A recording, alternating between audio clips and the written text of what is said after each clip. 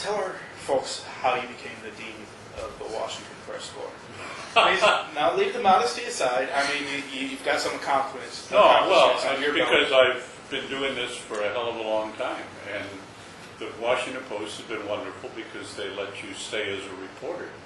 A lot of places, if you stick around long enough, they ask you to take on editing or managerial responsibilities, and I'd be a disaster if I were asked to do that, so they've let me stay put doing what I like to do. Well, I know your colleagues have an awful lot of respect for you. You didn't earn the term dean for nothing. Didn't you win a Pulitzer Prize in '73? I did. What was that for?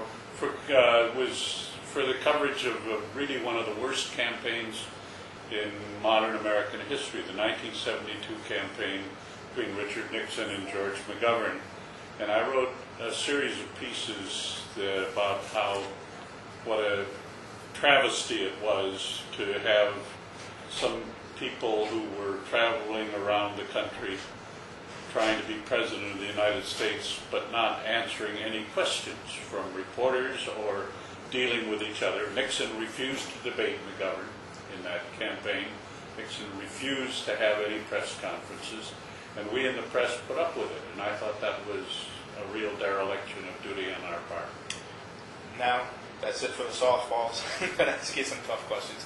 One of your colleagues, Tim Russer, recently said that he's got an off-the-record policy with his friends in Washington. When he's at cocktail parties or when he's hobnobbing with political elites, everything is off the record unless it's explicitly put on the record. Is that a policy you follow today? Well, I think there ought to be opportunities for reporters and politicians to talk to each other as private individuals, not as reporter and politician.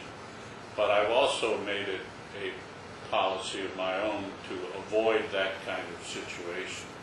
I don't hobnob. My wife and I have built our social life around totally different sets of people from the people that I cover. And I think for myself, at least, that's been the best way to deal with that problem. Well, you've got different backgrounds too. He came from a political background. You've been a journalist. Exactly.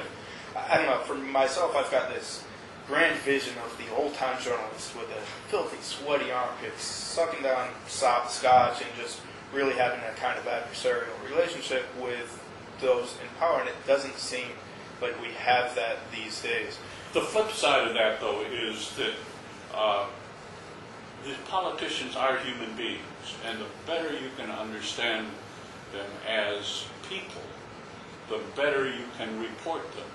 And the insulation that many of them now demand of having press people in every conversation to monitor what they say and kind of steer you in the way in which you report the conversation is such an artificial environment that it gets in the way of understanding who they are as people. I certainly don't have any problem with saying, hey, listen, I'm going out to dinner with you, and everything said at dinner is going to be off the record. But I think the off the record should not be the default position. That should be what's made explicit rather than now we're going on the record. I think as that's explicit. very good. Would you, if you had 2 or 3 good sources that came to you saying that George Bush was hitting the bottle again, he was drinking again, would you report that as that newsworthy? Well, I certainly wouldn't report it on the basis of somebody else's statement about it, but I would take it as a serious, if these were credible people, I would take it as a very serious cue to go out and do my own reporting. Is anyone doing that reporting, do you know, right now in D.C.? About Bush's drinking? Whether or not he is drinking. Not that I've heard. Again, I'm coming from an internet background. There's rumors that float around on the internet, and you're probably a whole lot more connected with much better sources, no doubt at all, than I have. So I was throwing it out there. The last question I have is probably the most difficult. This is the quote of yours we see bandied about more than anything else on the blogosphere. And it's that you once said the Clintons came to your town and trashed it. And this was in the context of the impeachment proceedings and Monica Lewinsky and all of that. Do you believe the Bushes have done a similar amount of damage? What I actually said was that Bill Clinton came to the White House and trashed it, and I was, as many other people were, was terribly disturbed by the spectacle of the President of the United States using the Oval Office for a sordid sexual affair. That's what I said about President Clinton, and it's why I thought at the time that he should have resigned and let Al Gore become president. I could be wrong, but it may have been Vanity Fair, but I think I've got the quote.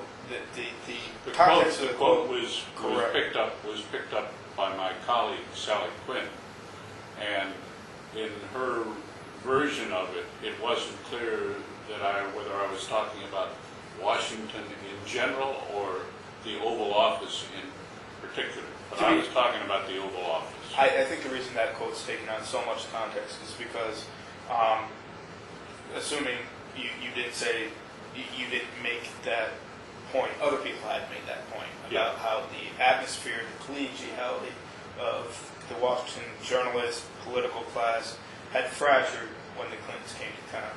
Yeah. And I'm wondering if that fracture is healed with Bushes in office, if it's divided further. It seems like journalists are a lot easier on lies coming from George Bush and the Bush administration than they ever were on Bill Clinton. Do you agree with that?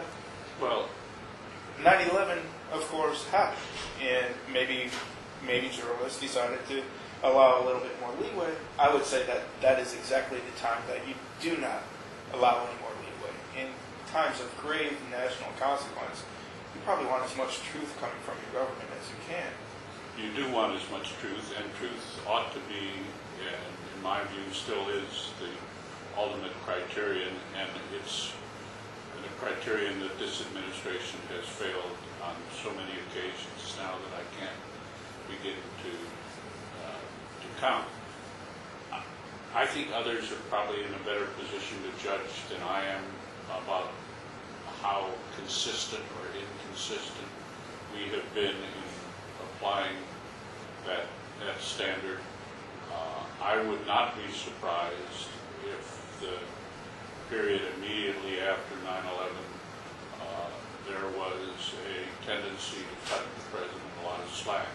First of all, he was very impressive in those first few days after 9/11. I thought at the time, and I think in retrospect, that was his finest moment.